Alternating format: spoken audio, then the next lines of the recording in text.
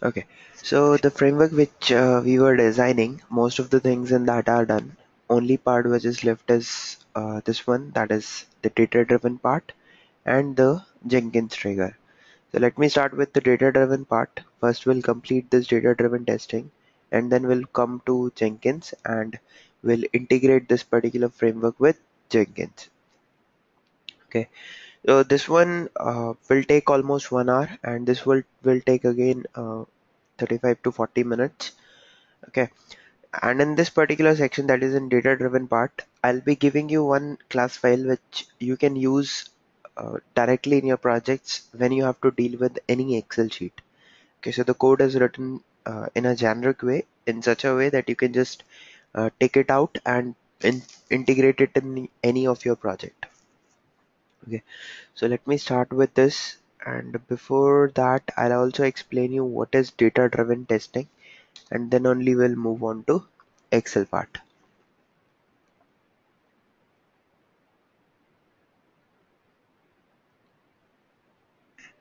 Okay, okay, so first of all I'll go to data driven part.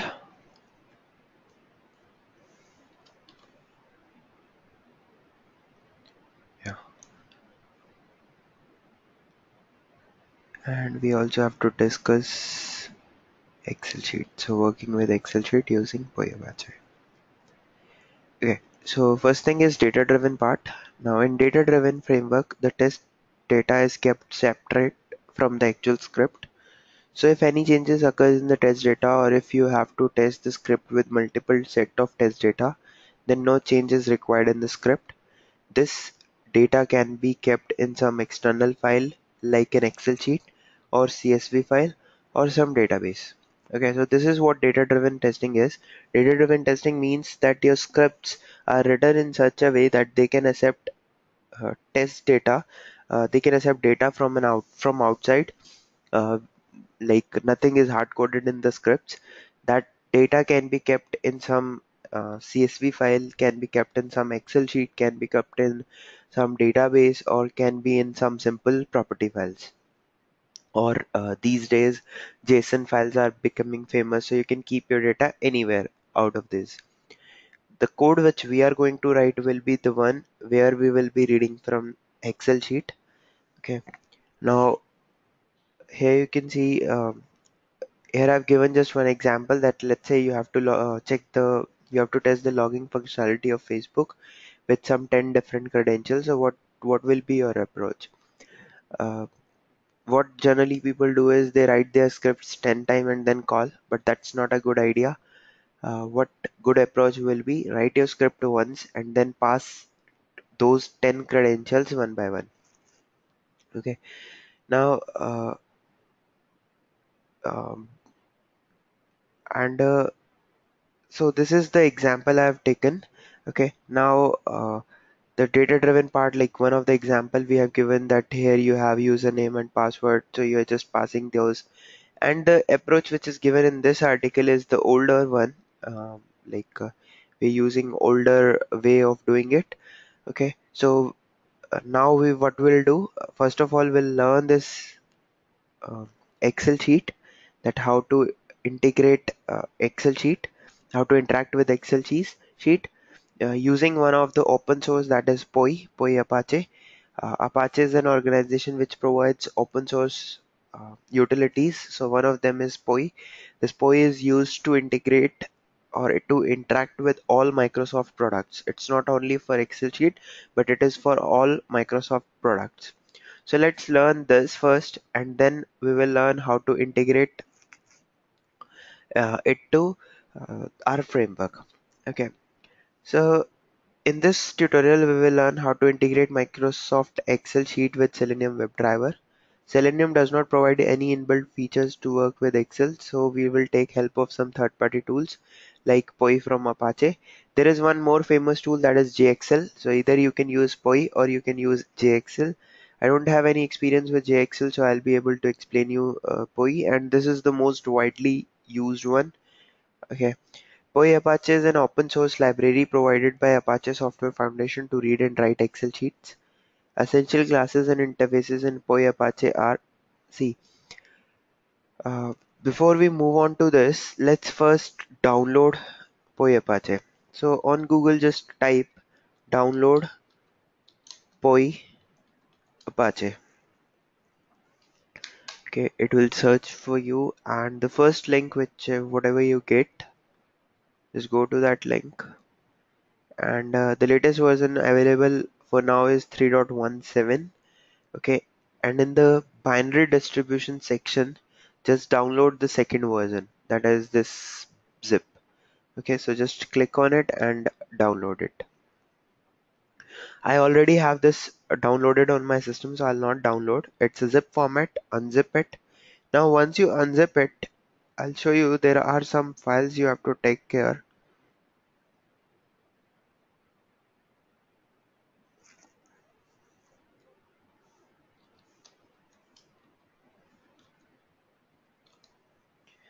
Okay, so I have downloaded it in libs folder, and the version which I have is 3.16. 3.16 and 3.17 are quite similar, no much changes.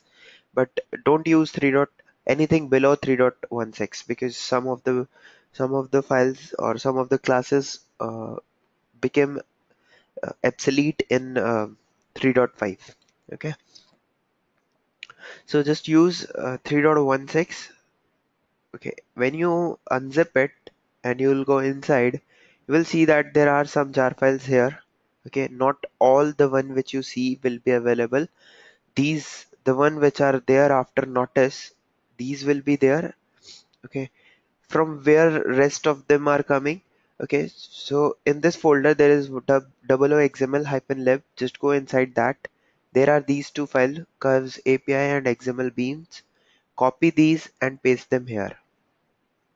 Okay, so one is this curves API and second one is this XML bean. Then go inside this libs, and inside this copy this first three: common codec, common collection, and common logging. Even common logging is not required. Just copy common codecs and common collections. Copy both of them in your project here. Okay, so these are the jar files which are required. Any questions here? Whatever are there available here, let them be there. Then go to this XML, copy both of them outside, and then go to libs and copy first two outside. Okay, so these are the jar files which are required. Now in my project, I'll go to my project and right click.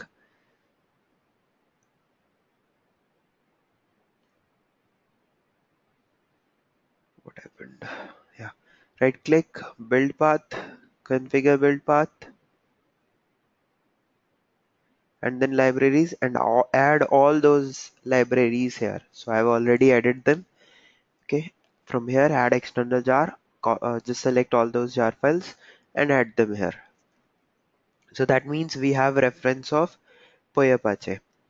Now in my source folder, in common labs and an implementation, we have this, sorry, not here, in the utilities, in the utils, in the common utils, we have created one utility with name Excel driver. We'll be using this one. So I'll just open this Excel driver. Okay, just give me a second. Okay, so this is the class file, and we are going to discuss this. Okay, before we start discussing this file, let's come and understand what are the different uh, classes and interfaces available in Py. Okay, so some of the interfaces and classes you must know before you start. And as you know that there are two formats of Excels which are prevalent. One is .xls and second one is .xlsx format. So this .xls format which we have, this is the older version, whereas this version, that is .xlsx, this is the new version. Okay, Anyone having the 2003 and below, they'll only have this format. But if you have the latest version 2007 and above, then you will have both. I have 2016, so I'll be having the both versions. Now, to read .xls format, POI has this implementation, that is HSSF implementation. So whichever class file you'll uh, use, that will have this extension before it. Okay, and this the newer version, that is this .xlsx format of POI, that has this implementation, that is XSSF implementation. So these are the interfaces which you must know, and their respective classes are uh, mentioned sideways. All these classes which are mentioned here, like HSSF workbook or XSSF workbook, they implements this interface known as workbook. So just remember that there are four interfaces which we must know. First one is workbook. Workbook is like interacting with Excel workbook. Inside workbook we have sheets. So for sheet there is one interface with name sheet, and implementation for .xls is with HSSF, and the implementation for .xlsx is with XSSF sheet. Now inside sheets we have rows, and then each row has cell. So just remember this hierarchy: workbook, sheet, row, and then cell. Okay. Any questions till now?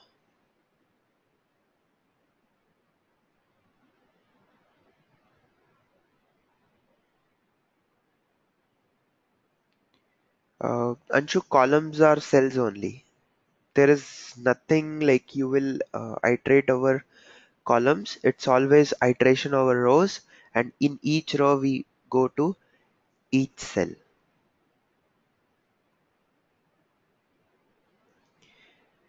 Okay, so moving on. Now as we know that we have two formats, so we have to take care of both the formats also, and these are the four interfaces. So just remember these interfaces and their implementation also.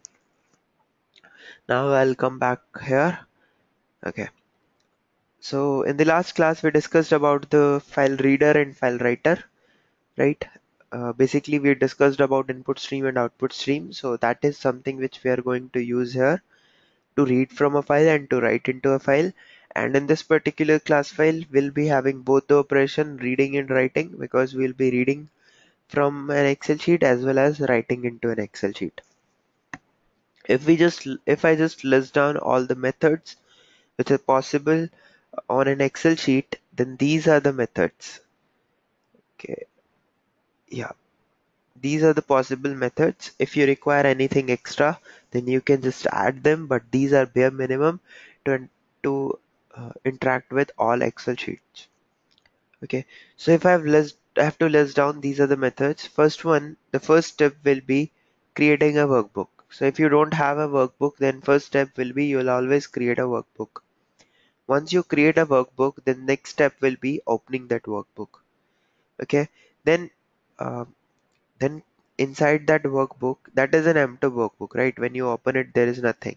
So first step will be uh, then you will create a sheet. Okay, worksheet. Then you can save your workbook, or you can save your workbook with a new name. Basically save and save as. Then uh, once you have saved, or even if you have not saved, then also you can close your workbook. So one of the method is closing a workbook. Then uh, you can have methods like write data to a cell in a workbook, right? Okay, and let's say a sheet is already created. You have not created it from scratch, but it's already created and it has some data in it. Now data from a sheet, to read data from a sheet, uh, what all you need? You need how many rows are there, right? How many rows has data? Otherwise, there will be an infinite loop which will uh, stuck to. So you must know how many rows are there in a sheet so that you can iterate over them and get data from them. So one of the method we have is get row number from a sheet. Then from a row, you must know how many cells are there. So you must have a method with name getting cell number from a row of a sheet. Okay. So once you got the cell number also, then you can iterate over each rows and you can iterate over each cell and you can get data from each cell. That is reading data from each cell. Then last step will be writing data into a cell. So these are the possible methods which are required. Creating a workbook, then opening it, then you can create a sheet, you can save your file, you can save as your file, save your file with a new name basically. Then you can close your workbook, you can get how many rows are there, uh, you can see in each row how many cells are there. Then you can iterate over each row and each cell, and you can write into any cell or you can read from a cell. These are the possible methods which uh, which can be performed on an Excel sheet. Any questions here?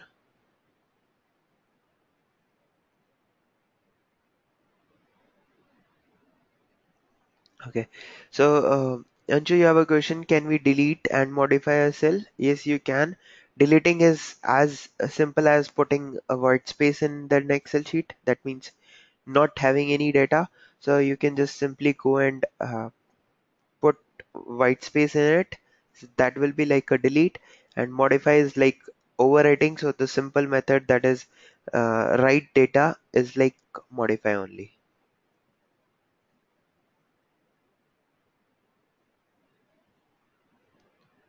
Okay. Yeah. So moving on now.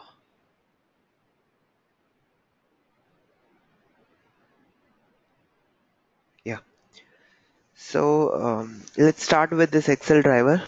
So the first step is defining some of the variables. The first three variables are, first two are, first one is input stream, that is to read from a file, and then we have output stream to write into a file. Okay, then I have created an instance of workbook interface. Why workbook interface? Because that interface will be implemented by both HSSF where as well as XSSF. So both. We are handling both. That is uh, the older format, that is .xls, as well as the newer format, that is XLSX. Okay.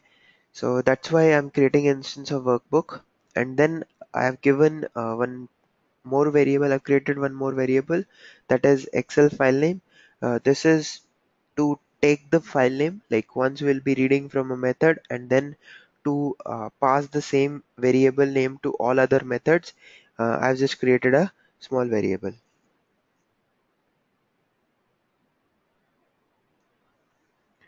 Okay. Then the first method which we have created is create Excel workbook. Okay, so the name of the method is create Excel workbook, and what we are going to achieve in it is, see, whenever we are dealing with any external file, then we have to take care of uh, some checks. Okay, like uh, some of them are mentioned here. Like here, the method name is create Excel workbook, and we are passing the name of the file. With this name, I want to create a file.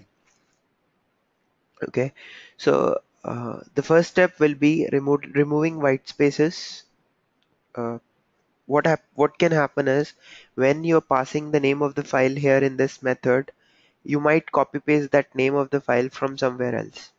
And this is my personal observation, that whenever I copy paste this file name, most of the time there is some extra white space at the end, or maybe in the start, because of copying and all. Okay, if you'll keep that white space, then you might get a problem later on with comparing the file name and all. So it's always a good idea that whenever you are taking any string variable from outside, just remove the white spaces. So here you can see the first step which I'm creating or doing is to remove the white space from the end of the file name.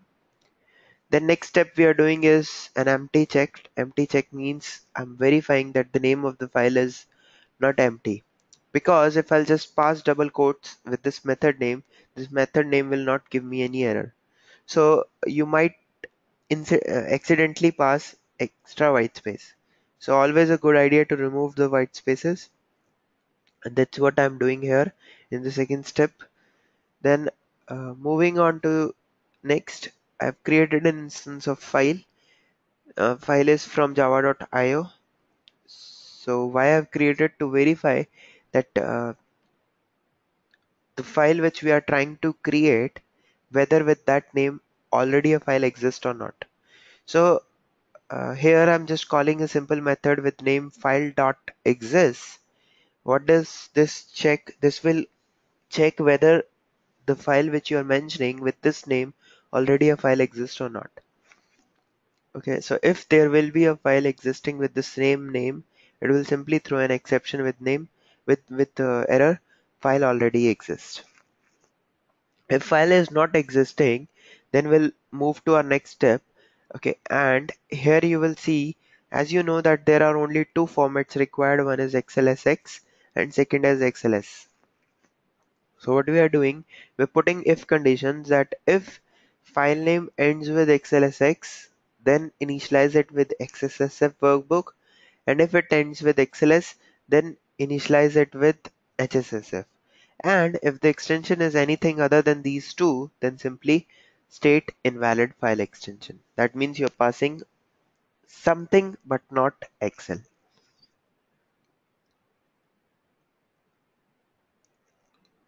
Any questions till now?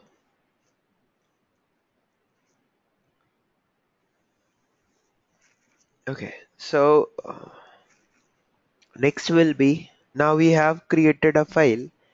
Okay, what we have to do, sorry, we have just gone through all the checks. Now next step is to create a file. So to create a file, even though it's an empty, you need something to write and then just close it, right? So I just initialize my file writer, that is my file output stream, and with this file name, whatever is there in that output stream, we are writing into this file. Currently, this file does not have anything, so it will just put empty data in it and will um, like here you can see Excel workbook dot write, whatever is there in that writer you're writing in the Excel workbook and then closing the writer and closing the workbook. So this method will basically create an empty workbook for you which does not have any sheet. It just has a workbook created and closed. Clear? Any questions?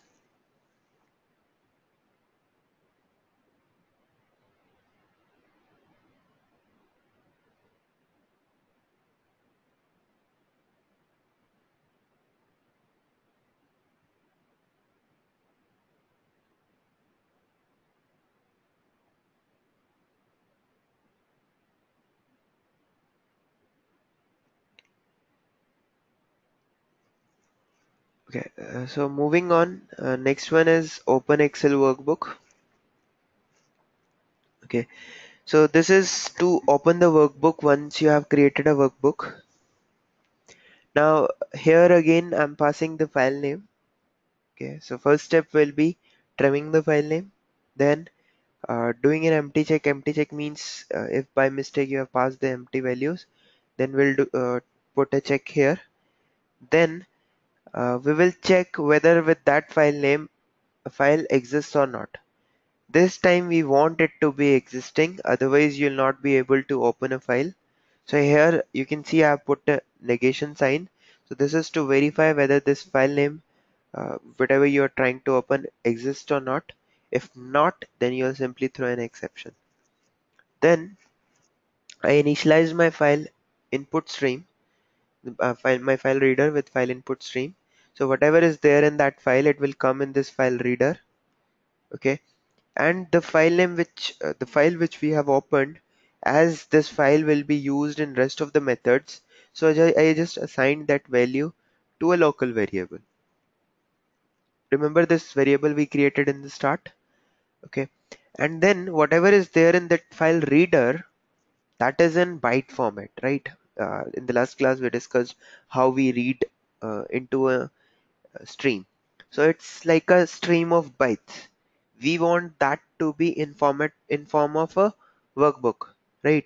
So what I'll do, I just pass that reader into this workbook factory and will assign to this Excel workbook. So this Excel workbook now behaves like an Excel sheet. Okay, so this is like an Excel sheet now, which sorry, this is like an Excel workbook now, which will have sheets and rows and data. Clear? So this is how you will open a workbook. Any questions?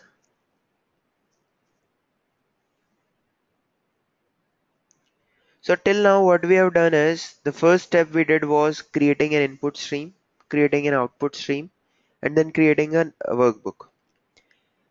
These are the three variables which we defined. First method was creating a workbook. In that we are doing some checks first. The trim check and the empty check I'll do every time. Okay, so the first step I did a trim check, that is removed all the white spaces from start or end if any. And if by mistake you have passed the empty file name, then I'll simply throw an exception.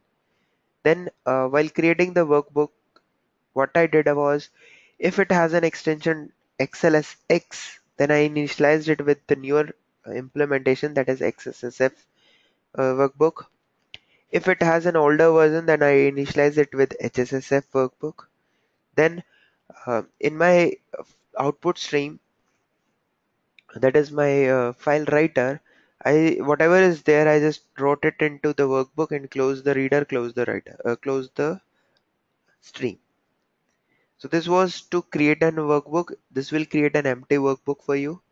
Next step is we want to open the open workbook, any workbook that can be the one which you just created, or that can be an already existing one.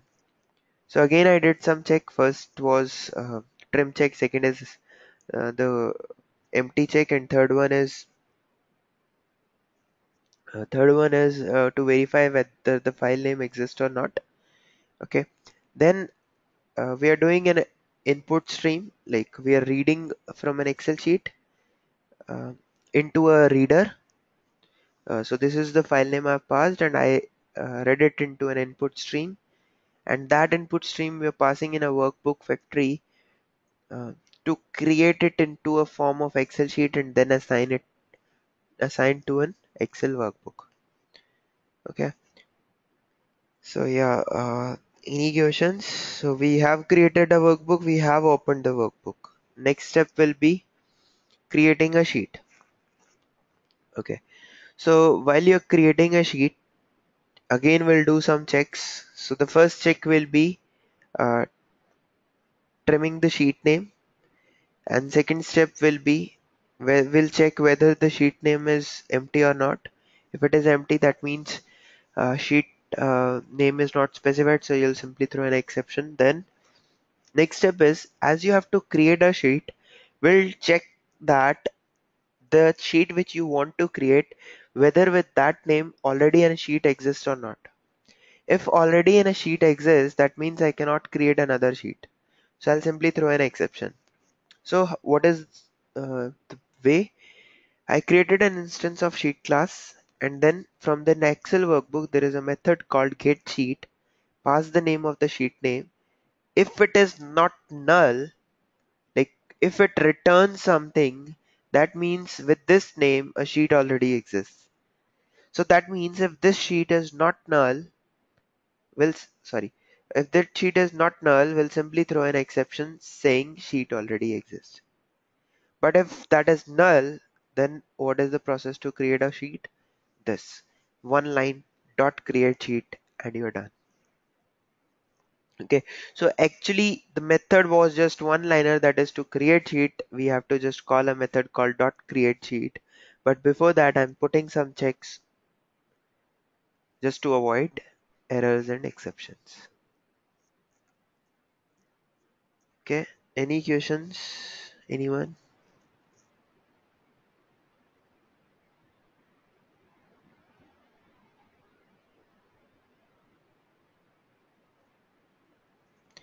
Okay, so moving on, the next one is get row count of a sheet. That is, here you want to see how many rows has data in an Excel sheet. So the method name is get row count of sheet, and you're passing the sheet name. The first step will be we'll trim the sheet. Second, we'll check the sheet name you're passing is empty or not. Then uh, next is again I'll just create an instance of sheet, get that sheet. This time we want sheet to be there. So this time you can see I have put an exception. When sheet is null, then throw the exception. Okay. So if sheet is there, then the method is just one liner again, that is sheet dot get last row number. This will give you how many rows in a sheet are there. Clear? Any questions here?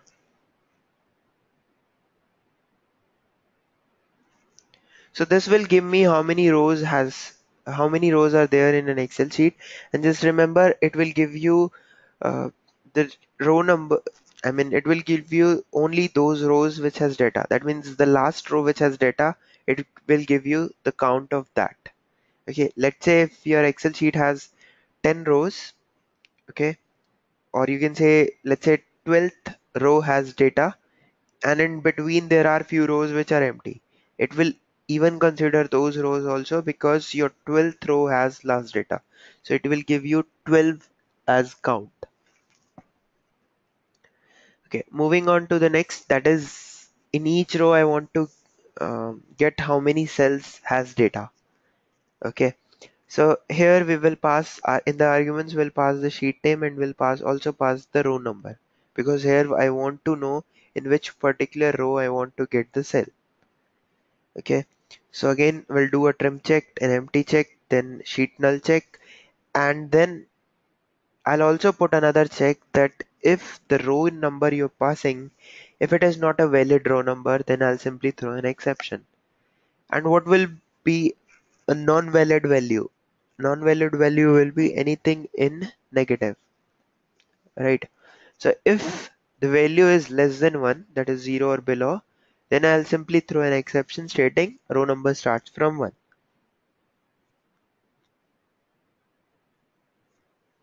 Okay, then I created an instance of row class. Okay, then I'll get that row. If that row is null, I'll simply throw an exception stating I'll simply return 0. That means if row does not exist, that means there is no cell. That means the count of cell is 0. So I'll simply return 0. But if row is not null, then we'll call a method called oro.getLastCellNumber. This will give you how many cells has data in a row. Again, the method was just one liner. Before that, we are just putting some checks. Any questions now?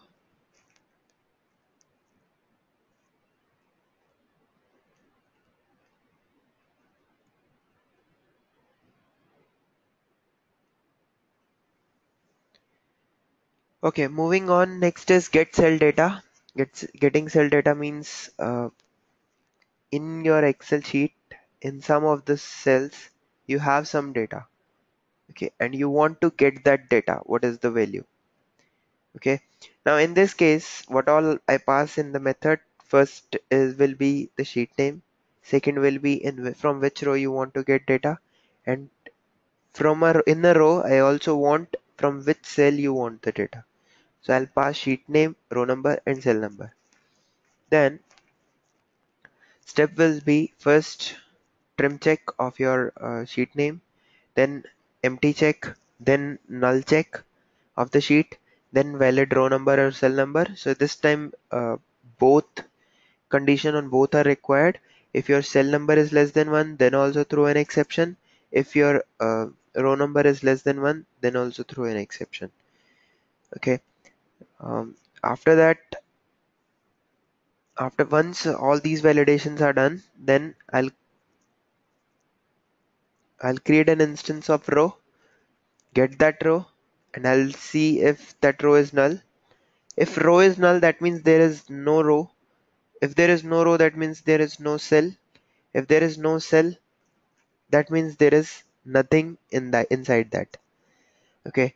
So If there is no row, there is no column, then we can simply return empty value, right? So I just returned empty value. Moving on, I'll create an instance of cell, get that cell. Again, if that cell is null, then we'll simply return empty value. But if cell is not null, then I put some logic here. See what it is. I put an if else condition. Now, if you remember in an Excel sheet, you can have negative values. Sorry, you can have some dates, you can have some integer values, or you can have string values, right? If you open any Excel sheet, let me just open one. Let's say I just open this test.xls.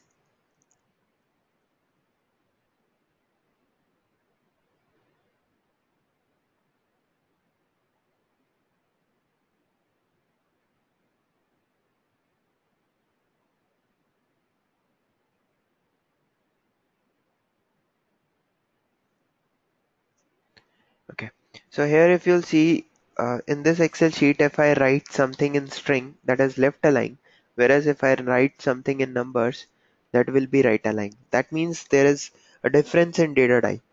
Okay, and that's what I observed when I was writing this.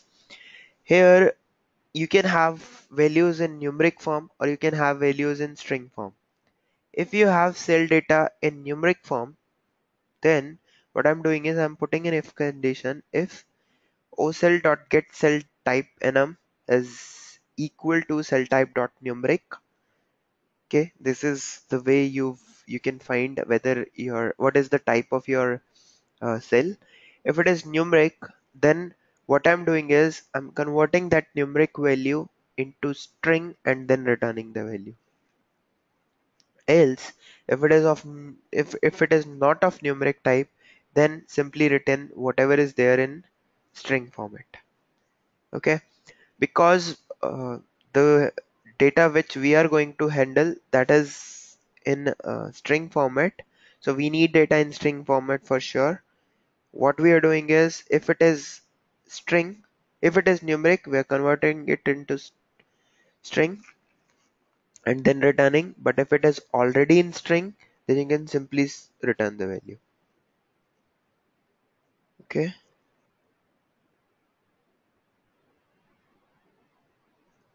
any questions? So what about if we have a numeric and string values in Excel sheet? So in this if and else, it will either get the numeric or string. Yeah, so you can have either numeric or string, like this is So what about both? Like I need a string value and I need numeric values. from one You particular need set. okay, one particular cell. Okay, Yeah, this will give you value from a particular cell. That cell can either have a string or it can have a numeric. If it has string and number, let's say, then it is considered as string only. So this is a string only. Okay, so it will read from one by one from an Excel sheet, from a cell. So uh, either it will go in this if or it will go in else. okay, got it. Thanks. Okay, so this is how we got the values in equations now. Okay, if not, then we'll move to the next one, that is set cell data. That means if you want to write something in a cell. So again, we'll do here what all we need is in the parameters, in the arguments. So first thing will be the sheet name, second one will be the row number, third one will be the cell number, and then cell value. Okay, so the first step is trimming the sheet name, just like we did for all other methods. So first is trim check, second is empty check, third is null check. Okay, so I'm not repeating those. Fourth one is valid row numbers and cell numbers. Okay, then once we have verified all those things, I created an instance of row, get that row. Okay, if that row already exists, then I'll not do anything, I'll just move on. But if that row does not exist, This time we are not going to throw any exception. This time, if row is not there, then we'll create that row first, because it's like writing into a new row. Okay, so if row is not there, if once we get that row and it returns us null, that means that row is not there. Then we will create a row and then get that row. Okay, so this is what we'll do. And next is cell. Like, either you got row directly, or by creating a row you got that row. The next step will be, well, I'll just create an instance of cell. I'll get that cell from that row. Like, if it will be an older row, then there must be a cell also. But if it is newly created, then cell will also be null. But anyways, in both the cases we need to check. So if we get that cell, if that cell is null, again you will create that cell and then get that cell. Okay, once you got the cell, either by creating a new one or by directly, then the method to write into it is this simple one, that is set cell value. Okay, ocell dot set cell value. So this is whatever is the value you will write into your cell, and we are done in writing. Any questions?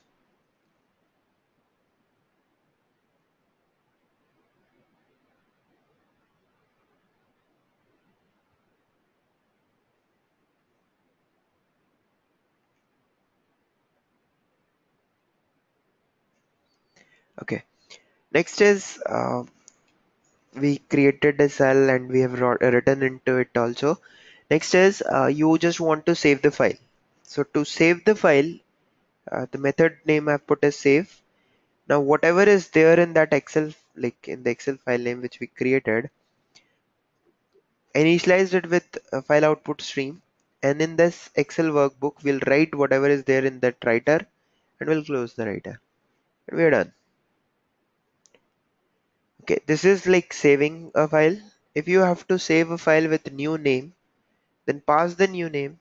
We'll do a trim check, we'll do an empty check, and we'll verify whether with this new file name something exists or not. If a file already exists, then we'll simply throw an exception. Otherwise, in my file output stream, we'll write into this new file name, and uh, in the Excel workbook, we'll write this file writer and close it. So earlier we are passing the same name, this time we are passing the new name. This is the only difference. Okay, and then to close whatever is open, so two things might be open: Excel workbook or Excel file reader. Just close both of them. So this will close a file for you.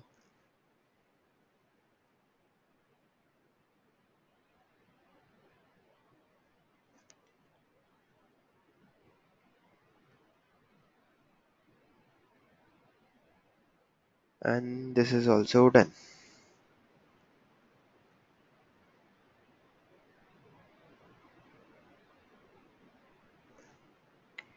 So we are done with this Excel sheet. Any questions? I know it will be a little confusing for now, but yeah, once you go through it yourself, you'll get to know what exactly we are trying to do here.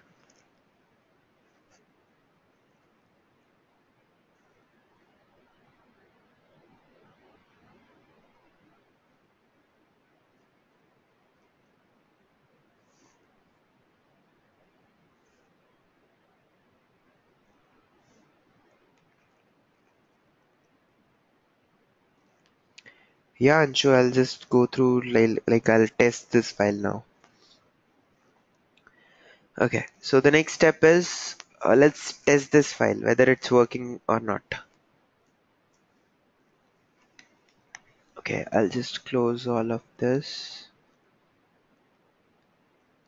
Okay, and I'll go to my test folder. In this, I'll create one class file,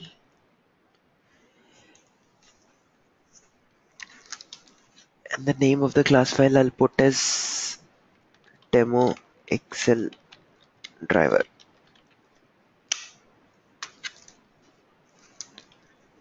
Okay, and I need main method.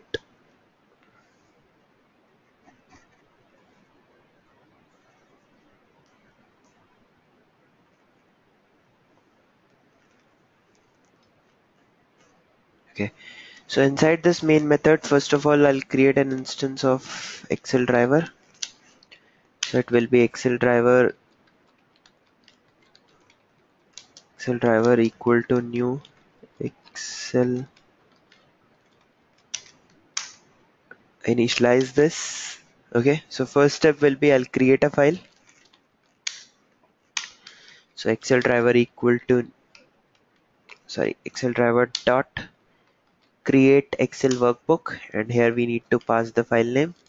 So let me just create a file name here, string file name equal to, and one more thing, I need to surround it with try catch. Okay, so file name, let's say in the output folder I'll create a file. So right click properties, I'll just get the path.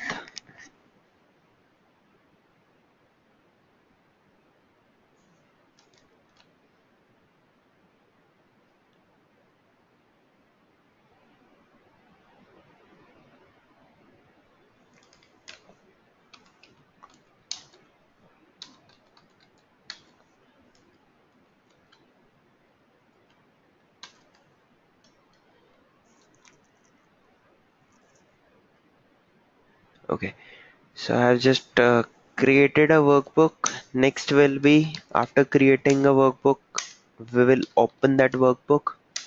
Okay, so the same file name you need to pass. Okay, after opening the workbook, next step will be creating a sheet. So I'll say Excel driver dot create sheet. Sorry, it will be create sheet, and the sheet name I'll pass again above.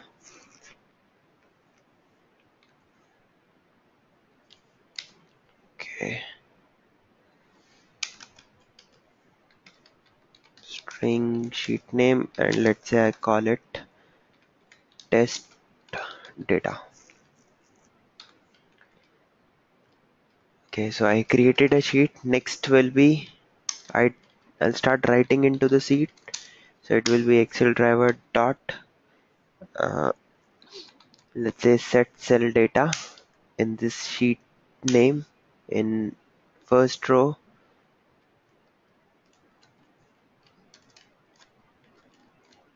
first column, and what value I'll put, let's say Saurabh.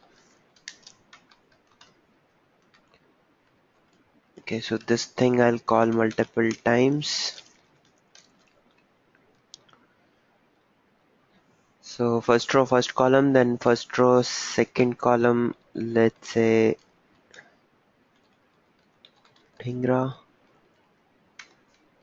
then second row, first column, Gaurav, any name.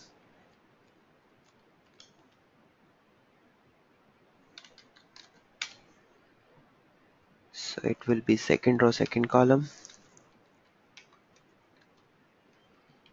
then third row,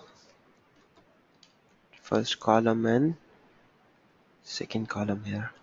Maybe any name, Jishan. Okay, so these are the values which we have written in the Excel sheet. Next will be, I'll just save the file and then we will close the file. Okay, so this is a simple method where I'm just creating a workbook first. Okay, opening the workbook, inside that creating a sheet, then writing inside that sheet, then saving the file, closing it. Very simple method, and you can see here in this output folder there is nothing now. Once I'll execute this code,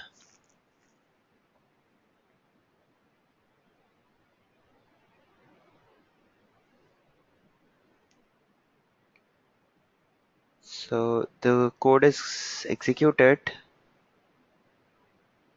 Okay, it's still executing. Yeah. So if I refresh it now, you will see that one file is created and the name of the file is test.xlsx. If I go and open it, so let me just copy the path.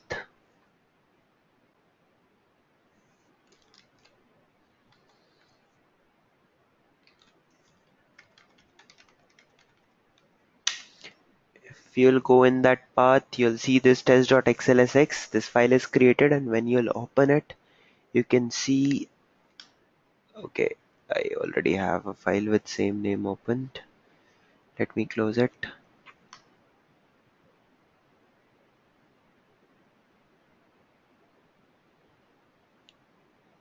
So let me open it now. And you can see whatever we asked to write is written.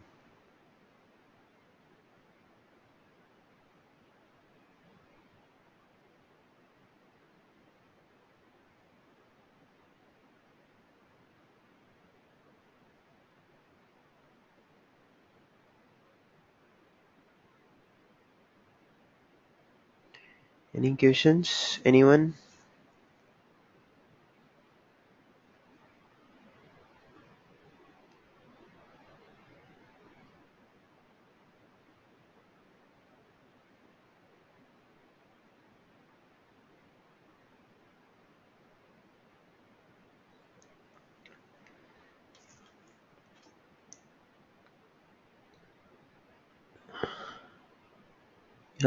What is your question, Anshu? We can enter multiple lines of string. Yeah, yes, you can enter anything. Like you can enter any data inside this from here.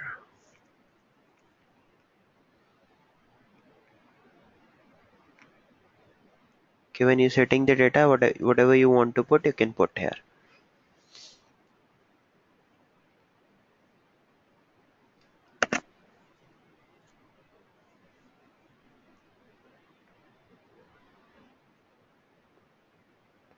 Okay, so that's all in Excel sheet. Now we will integrate this into our project, and for that I have created another utility, um, and that utility is data provider from Excel. So what we are doing is in this is we will be reading from an Excel sheet, okay, and the name, like even the file will be configurable, and whatever values we'll have in our Excel sheet will provide that value to the test cases, and then you can make any of your test case as parameterized test case. Okay, so this will do after a break. So let's have a break for now for 5 minutes, 7 minutes, and then we'll continue with that. Any questions before that?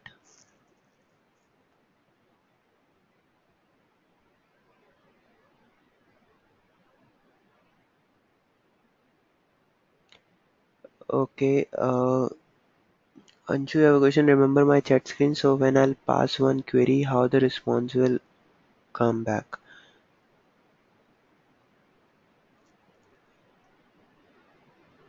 I didn't get your question. Remember my chat screen? Yeah, I remember. So when I'll pass one query, how the response will come back? Yeah, I got it. Like, what exactly you want to, like, can we discuss at the end? Maybe you can unmute and then we can discuss. Is that fine?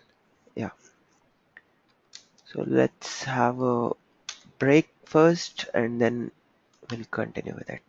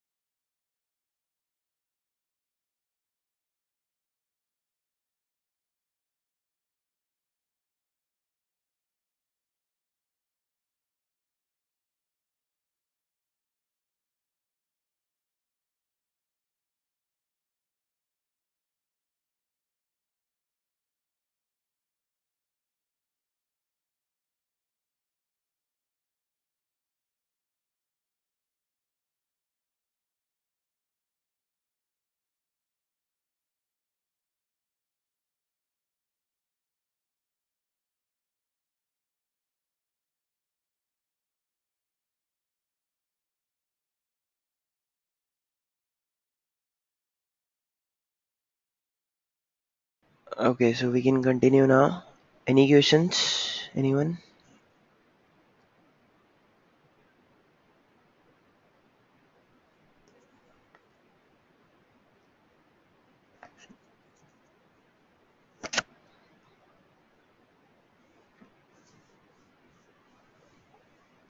Okay. So the next class which I'm going to create as data provider from Excel. In this class we will be reading from an Excel sheet, okay, the data and provide it to one of our test case. Okay. So in TestNG, when we were doing TestNG, that time we discussed about data providers. What does data provider do? That provides data to a test case. You can pass multiple set of data. Okay. So here you can see I'm just creating first of all I'm creating some variables. First one is Excel driver, then input file, sheet name, then property file, and then config file name. So these are some variables. First one is, as we have to deal with the Excel driver, so I just created an instance of Excel driver. Okay, so this is input file name, then sheet name, in that file which sheet you are going to read, and then uh, this config property I need because I want the path of the Excel sheet from the config file. So in my config folder, I'll go to my config.properties. Here is the input file and the path we have given is, uh, let me change it to 2312. Okay, rest remains the same. And the name of the file is testdata.xlsx. So I'll just copy it. And in this input folder, I'll create one Excel sheet. Okay, I need to go into the backend and then create.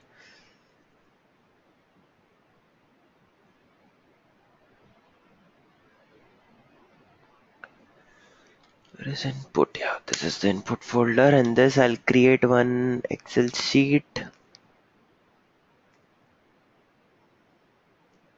and we'll name it testdata.xlsx. I'll open it. Okay, so here I'll put some data. Let's say I'm putting Saurabh dot d2106@gmail.com. This is my email ID, and then here I'm putting the password. So let's say pro at 1234 was the password.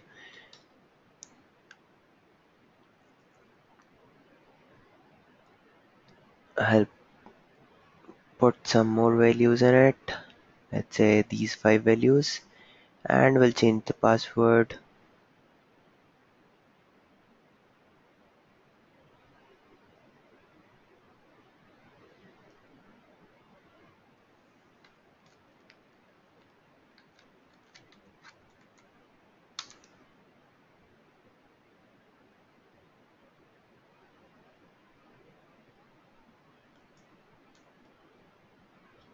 We'll supply these values. Fine. So these are some of the username and password I have put. Now I'll just close it, and then um, here we will be reading it. Okay, so in the config property I have just given the name and the path. Also going on to data provider. Yeah, so the first step is I just created its constructor of this data provider Excel sheet, and in that first step I'm doing is giving the path of the config file, and then from the config file we are reading the path of our input file. Okay, so this is our input file. From the config.properties uh, you got the config file. This is the name, and the name of the sheet is test data. So I just need to change the name of the sheet also. I just forget that. So let me change the name of the sheet also. Right click, rename, and the name I want to put is test data. So it will be test and then data. Okay, so my file is ready, my sheet is ready, and here in the code we have read the file name, we have read the sheet name. Okay, so we got the sheet name, we got the file name. Let's move. Next is I'm creating one method with name getData. The return type is object array of 2 dimensions. So just recall data provider. We discussed that whenever an Excel sheet will have multiple type of data, like one of the column has string and other column has an integer, then you will always, the return type of that method is always an object array. Okay, as here both of them are string, but still we are writing a generic code that we can use this particular method to read from any Excel sheet. Okay, so that's why I put it as an object array of 2 dimension. Okay, now I created an instance of object array with name data. Okay, initialized my Excel driver. Okay, then I opened that Excel workbook, whatever we got from config property. So in our Excel driver, we have the complete Excel sheet, Excel workbook. Now, the first step is, as I have to iterate in the Excel sheet, I don't know how many rows can be there. I don't know how many columns can be there. So first step will be I'll get the number of rows. So to get the number of rows, you have a method called get row count of sheet. Just pass the sheet name and you'll get how many rows are there. Then uh, I have to create this array. Like I just created this array, but I have to initialize it, this array, and give the size of this array also. Right? I don't know what will be the size of this array. So for that, what I'm doing is, for now, what I've done is I got how many cells are there in the first row. Okay, because for now I know that my Excel sheet will have fixed number of columns. So whatever number of columns or number of cells are there in first row, that will be actually the number of cells. Rows I have already got. From the first row I got the cell number. Okay, so that's why I have passed the row number as 1. So I got the cell number. With this pair, with this combination, that is number of rows and number of cells, I just created or initialized that object array. Okay, so my object array is initialized. This will have this, whatever is the row number and cell number you're passing, it will have that size. Then I'll iterate over each uh, row and each cell. Okay, as it's a 2 dimensional array, you will be needing 2 for loop. The first one is for rows and second one is for the cells. Okay, so first I'm starting with row. So I row equal to 1. I'm starting with the first row. Okay, and iterating over the number of rows plus 1. Why 1 plus 1? Because the rows in the Excel sheet starts with 0. Okay, so we'll starting with row number 1, 2 plus 1 here. Okay, and then uh, getting the value, we're getting the number of cells in that row. Okay, so this cell count will give you the cell number in that row, and we will iterate till that. Let's say the first row has 4 cells, so we'll iterate till 4. If first row has 2 cells, we'll iterate till 2, and so on. Okay, so second for loop I've started int icell equal to 1 till number of cells in that row, and just plus was 1. And then the array, 2 dimensional array which I have created, here you can see for the first time the value of row will be 1 and the value of cell will also be 1, but array always starts from 0 0. That's why I've done -1 -1. So it will be data 0 0 will have value from from this particular sheet, first row, first cell. So whatever is there in first row, first cell, let me open that Excel sheet again.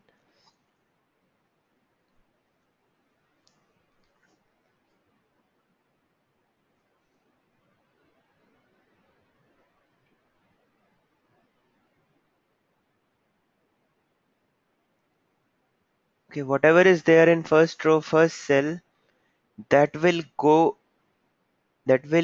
in that array at 0th column, 0th, 0th row, 0th column. Okay, then for the second iteration, I row will be 2, cell row will remain 1, sorry, I row will be 1, still 1, cell row will become 2, that means this will become 0, 1, whatever is the value at this, that is 1, 2, will go into 0, 1. Okay, so like this, values will keep on getting inserted in this data array, and at the end we'll just return this array. Okay, so I'll just quickly recap what I just mentioned. First of all, I created an object array, okay, of 2 dimensions, not giving the size, initialize the Excel driver, open the workbook, get the number of rows. From the first cell, I got the number of cells. So this gives me the number of rows, this gives me number of cells. Based on these two information, I initialize my data array. Okay, then I started iteration. Uh, as it's a 2 dimensional, we'll be needing 2 for loops. First is for rows and second one is for cells. Okay, so I'm initializing with row number 1 to the total number of rows. Okay, as row starts from 0, that's why there is a +1, whereas cell does not starts with 0. So you can see that I'm just starting from 1 and going till that, not any +1. Okay, then get we from each row we are getting the cell count also, and then iterating till that cell. Okay, then my array which I have created, uh, here I have to do -1 because index in array starts with 0, whereas in Excel sheet we have started it with 1. Okay, so Excel driver dot get cell data, sheet name, then row number and cell number. So 1 1 you'll pass, uh, whatever is there at 1 1 will 1 1 means first row first column, whatever is there here will go in an array of object, that is this. So data 0 0, in data 0 0 you'll get whatever is there at first row first column. Like this it will keep on iterating and all the values will get inserted in this data array, and at the end we are just returning that array. Any questions here? Sir, can you scroll up, please? Sure. Yeah. A little bit. Yeah, this one. Number of cell in first row Mm-hmm. equal to Excel driver dot get cell count. In the bracket, you mentioned sheet name, comma, 1. So Yeah, what does one? comma one means the see sheet name is whatever from whichever sheet you want to get data, and one why because as I need a fixed size of my array, you know that array will always have a fixed size, so I need to create that array. Okay, uh, I need to create that array now. To give the fixed size of the array, you need how many columns are there or how many cells are there. So I'm taking cell number from the first row itself. So whatever columns will be there in the first row, that will be the size of array you will create. Clear? So why 1? Because from first row only, from first row itself, I'm getting the cell count so that I can create my array of that size. Okay, or still any confusion? No, I didn't get you. Okay, see, this is my Excel sheet, right? Now I want to put this complete data into an array. How will you do that?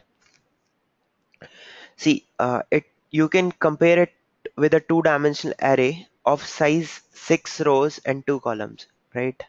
That means there are 6 rows and 2 columns. and this data you need to put into an array. The size of array is fixed.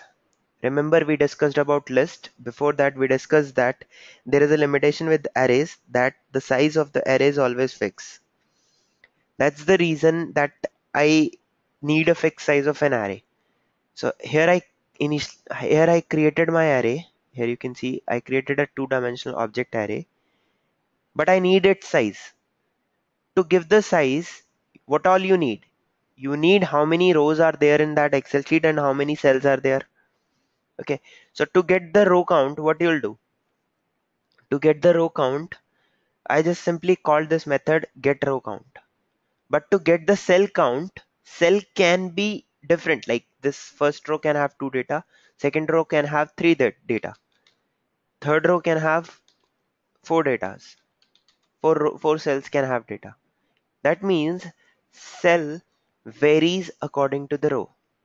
So to give the array a fixed size, I'm just considering the first row. I'm not considering any other row. So I'm considering only these two rows. Okay, so that's why I called a method called getCellCount, where I'm passing the sheet name and I'm also saying whatever is the cell size of the first one, give me that. Okay, so first row has two cells, so this value will be 2. Based on that, I just created my array. So it will be whatever is the value of the number of rows will come, that will go plus 1 by y plus 1, because row starts from 0. So it will be whatever the value here comes and whatever value here comes. So it will be like 6 and 2. So the array size will be, this size of this data array will be 6 2. So it will have 6 rows and 2 columns. Clear now, Jishan? You mentioned sheet name comma one means that's this is the first sheet. Sheet name is the name of the sheet, one is the row number. Recall this method get Go. cell count. Okay, I'll just take you to this method. Okay, so this method, just recall this method. If you see here, this method takes two arguments. First is the sheet name and second is the row number. From which row, how many cells you like, from which row you want the cell number. Clear now? So we always start from zero usually. So you are starting from one. So what if I start with zero? What will happen? Actually, the code we have written here is something which is considering 1.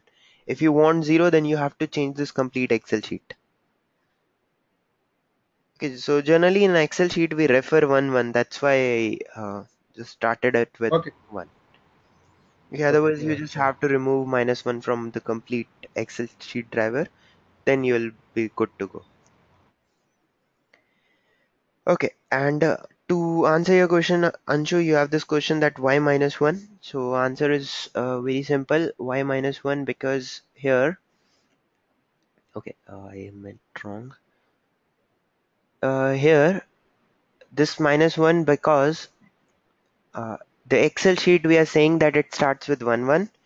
Okay, uh, the code in Excel driver is written in such a way, but the array which we are creating, its index always starts with 0 0.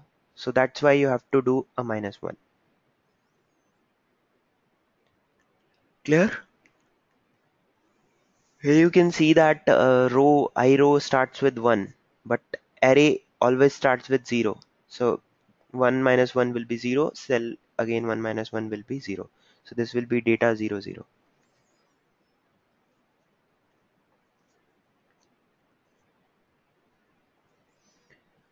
Okay, so now my this data provider is also ready. Let's test this and then you can integrate it in your framework with any one of the test case which we created in Mercury Travels. So I'll give you a demo of it.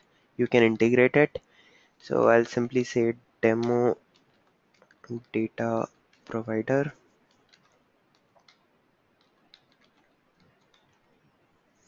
Okay, we'll keep this public static void main checked. Click on finish.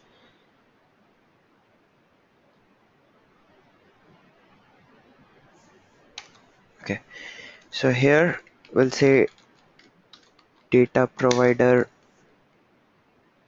from Excel. This is the class. Let's say I'll just call it okay, just one thing, it will not have main, but it will have add test. My bad, because it is a utility at test level. So I'll just create one method, public void print test data.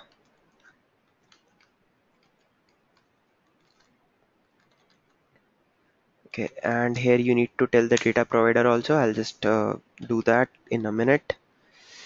Okay, here I'll say string user email ID, comma string password,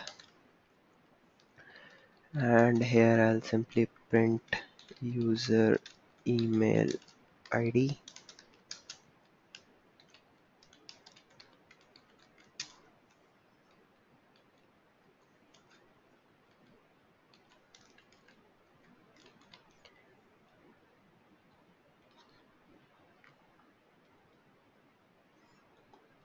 And here it will be password.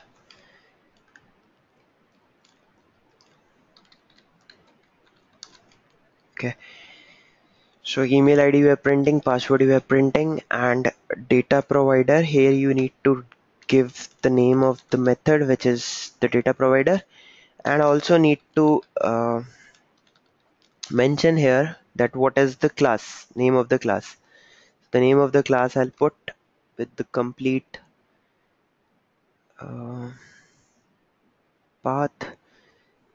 Okay, so here it will be the name, it will be utils.test utils.dataproviders, right?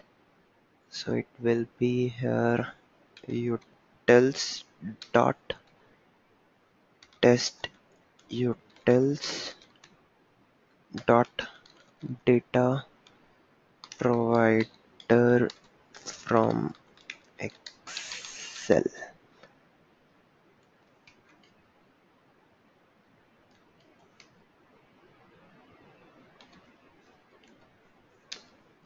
dot class. Yeah. Okay. So if you recall earlier, I just need to remove this. Yeah, if you recall earlier, we were just passing the data provider method name, whereas here we are passing the date like this get data name of the method, as well as from which class this data provider is there. Okay, we need to pass that also. So that's why we are putting both, like here utils.test utils.dataprovider from excel.class, and here we are putting the name of the method. So when I'll execute this, uh, right class execute. Why we did this? Why we passed the cell? Because why we passed the class name? Because earlier in the method, this test case as well as the data provider, both of them were in same class. But here the class is different and test is indifferent. Okay, so here you can see it has executed for all those username and passwords.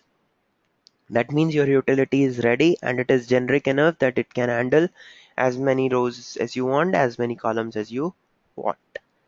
Any questions? So we have provided test data to a test method. You can use the same utility to provide it in your test cases wherever you want. So this ends the data driven part. Any questions here?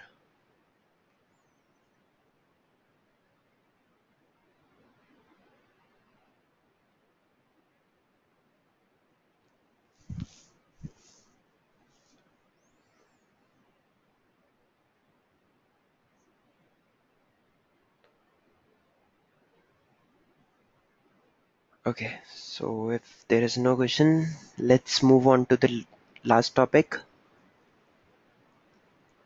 Okay, Anshu, you're saying please don't start anything new. It's more than enough for today. Okay, sure, no problem. Then what we can do is let's complete Cucumber tomorrow. Okay, and then integrate like this Jenkins part I'll cover with DevOps. Okay. Anyways, Jenkins is a part of DevOps only.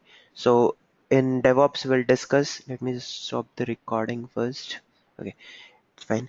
So in the DevOps, what I planned is I'll discuss about what is DevOps culture, like what is DevOps actually. Then we'll discuss about different cultures in a DevOps. Uh, then we'll discuss about CD, CI, that is continuous delivery, continuous integration, and so on. And then uh, Jenkins is a tool which can help you in doing the CI/CD. So there I'll discuss this Jenkins part. Okay. Yeah. So then we are left with Cucumber and DevOps, two things. Any questions now?